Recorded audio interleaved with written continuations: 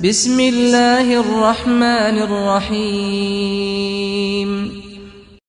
جب مردے کو قبر میں لٹا دیا جاتا ہے اور مٹی ڈالنے لگتے ہیں تو مردہ دیکھ رہا ہوتا ہے، اور جب مٹی ڈال کر جانے لگتے ہیں تو مردہ اس کے قدموں کی آواز سنتا ہے۔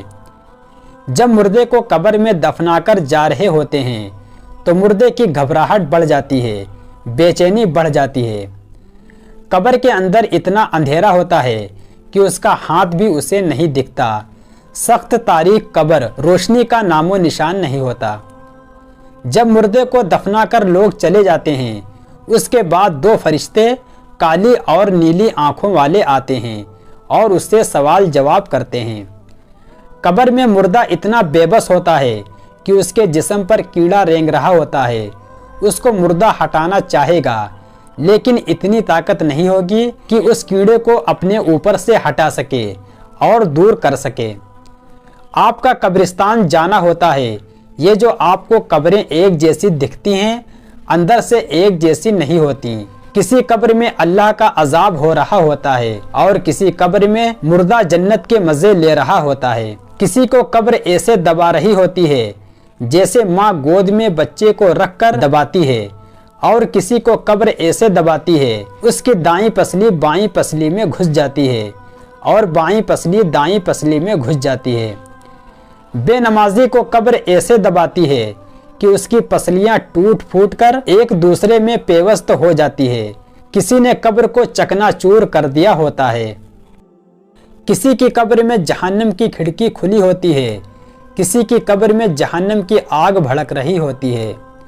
قبر میں ایک اندھا سانپ ہے، جب مردے کو وہ ڈنک مارے گا تو وہ 70 ہاتھ زمین میں دھنس جائے گا۔ قبر دو طرح کی ہوتی ہیں، یا تو جنت کے باغ میں سے ایک باغ ہوتی ہے یا دوزخ کے گڑھوں میں سے ایک گڑھا۔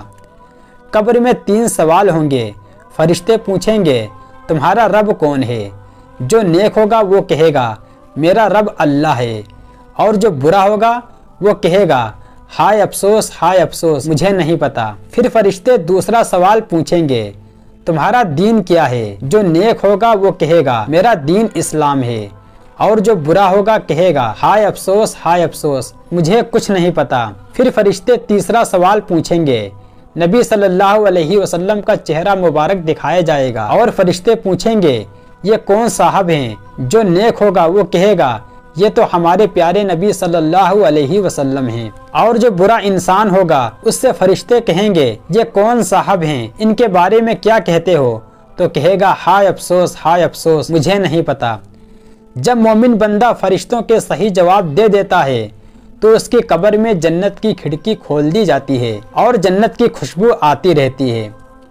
اور جب کافر بندہ فرشتوں کے سوال کے جواب نہیں دے پاتا ہے تو اس کی قبر میں جہنم کی کھڑکی کھول دی جاتی ہے اور اس سے گرم لو آتی رہتی ہے، اور جہنم کا بچھونا بچھا دیا جاتا ہے اور اس پہ عذاب شروع ہو جاتا ہے۔ عذاب دینے والا فرشتہ اندھا، بہرا اور گونگا ہوتا ہے، جو بہت ہی وحشت ناک ہوتا ہے۔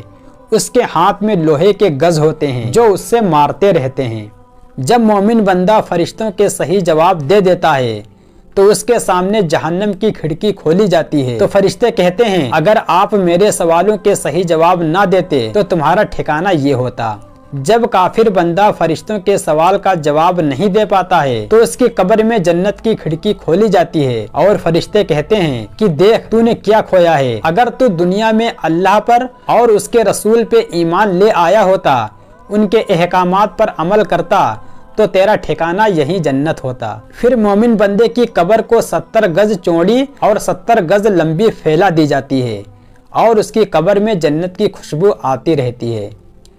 اور کافر بندے کی قبر کو تنگ کر دیا جاتا ہے تو اس سے اس کی پسلیاں ادھر کی ادھر ایک دوسرے میں گھس جاتی ہیں اور اس کی قبر میں جہنم کی آگ کی گرم گرم لو آتی رہتی ہے۔ جب مومن بندے کی قبر کو 70 گز چوڑی اور لمبی کر دی جاتی ہے اور جنت کی خوشبو آتی رہتی ہے اور وہ کامیاب ہو جاتا ہے تو وہ فرشتوں سے کہتا ہے کہ مجھے جانے دو، میں اپنا حال اپنے گھر والوں کو بتا کے آؤں کہ میں کامیاب ہو گیا ہوں۔ تو فرشتے کہتے ہیں نہیں، اس کی اجازت نہیں، آپ آرام سے سو جائیں، اب آپ کو آپ کا محبوب آ کر جگائیں گے۔ وہ آرام سے سو جاتا ہے اور برے بندے کا بہت برا حال ہوگا۔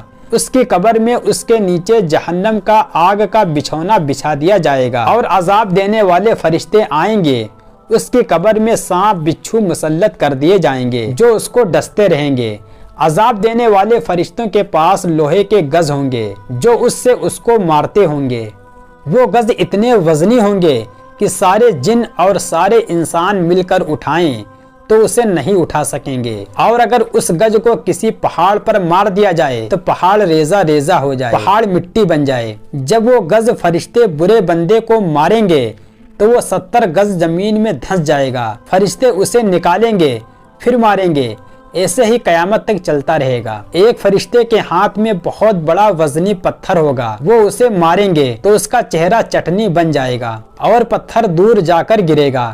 فرشتے اس پتھر کو اٹھانے جائیں گے، تب تک اس کا چہرہ پھر صحیح سالم ہو جائے گا، پھر ماریں گے پتھر، ایسے ہی قیامت تک چلتا رہے گا۔ سانپ بچھو الگ ڈس رہے ہوں گے، بہت برا منظر ہوگا۔ حضرت ابو سعید خدری رضی اللہ تعالی عنہ سے روایت ہے کہ نبی کریم صلی اللہ علیہ وسلم نے فرمایا، قبر میں کافر پر ضرور 99 اژدہے مسلط کر دیے جائیں گے جو قیامت تک اس کو ڈستے رہتے ہیں۔ ان کے زہر کا عالم یہ ہے، ان میں سے ایک بھی زمین پر پھونک مار دے تو زمین بالکل سبزی نہ اگائے۔ حضرت ابن عباس رضی اللہ تعالی عنہ سے مروی ہے کہ نبی کریم صلی اللہ علیہ وسلم کا 2 قبروں پر سے گزر ہوا تو آپ نے ارشاد فرمایا، ان کو عذاب ہو رہا ہے اور کسی بڑے گناہ کے سبب نہیں ہو رہا بلکہ ایسے معمولی باتوں پر جن سے وہ بچ سکتا تھا۔ پھر آپ نے دونوں کے گناہوں کی تفصیل بتائی کہ ان دونوں میں سے ایک تو پیشاب کرتے میں پردہ نہیں کرتا تھا، ایک روایت میں ہے کہ پیشاب کی چھینٹوں سے نہیں بچتا تھا،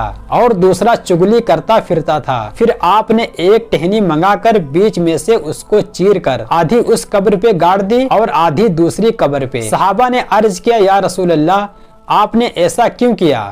آپ نے ارشاد فرمایا کہ شاید ان دونوں کا عذاب ان کے سوکھنے تک ہلکا کر دیا جائے۔ جب میت کو قبر میں رکھا جاتا ہے تو قبر کہتی ہے، اے انسان، تجھ پر افسوس ہے، تجھے میرے بارے میں کس چیز نے دھوکے میں ڈالا تھا؟ کیا تجھے معلوم نہیں تھا کہ میں آزمائشوں، تاریکیوں، تنہائیوں اور کیڑے مکوڑے کا گھر ہوں؟ جب تو مجھ پر سے آگے پیچھے قدم رکھتا اور گزرا کرتا تھا تو تجھے کون سا غرور گھیرے ہوتا تھا؟ اگر میت نیک ہوتی ہے تو کوئی جواب دینے والا قبر کو جواب دیتا ہے، کیا تجھے معلوم نہیں ہے یہ شخص نیکیوں کا حکم دیتا تھا اور برائیوں سے روکا کرتا تھا؟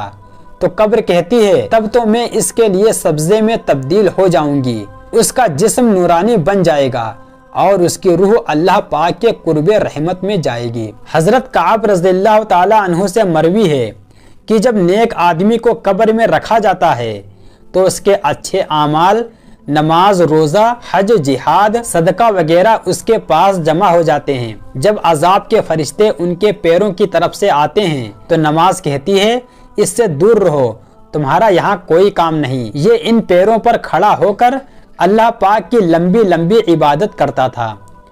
پھر وہ فرشتے سر کی طرف سے آتے ہیں تو روزہ کہتا ہے، تمہارے لیے اس طرف کوئی راستہ نہیں ہے، کیونکہ دنیا میں اللہ کی خوشنودی کے لیے اس نے بہت روزے رکھے اور طویل بھوک پیاس برداشت کی۔